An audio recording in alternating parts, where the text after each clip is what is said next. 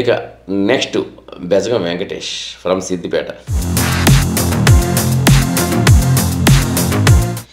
ఈయన మొత్తం తన సిద్దిపేట స్లాంగ్తో వచ్చారండి. సిద్దిపేట స్లాంగ్ తక్కువ కాదు కానీ బాగుంటుంది.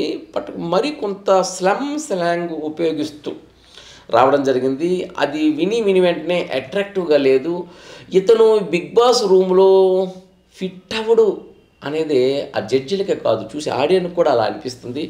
ఆయన ముఖం, ఆయనలో ఒక జెన్యూనిటీ ఉండొచ్చు, కానీ ఏంటంటే ఒక విషయాన్ని చెప్పే ప్రదేశం బట్టి, చెప్పే మనిషిని బట్టి ఆ విషయానికి విలువ పెరుగుతుందంటారు.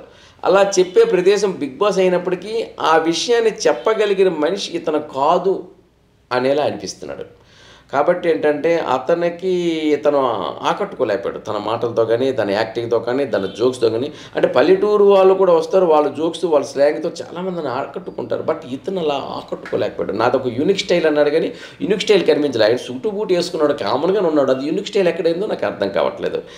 ఇక అతను లుక్స్ స్టైల్ కూడాను ఆయనలో ప్రత్యేకత ఏం కనిపించలేదండి వాస్తవానికి. అందుకని ముగ్గురు రిజెక్ట్ చేశారు.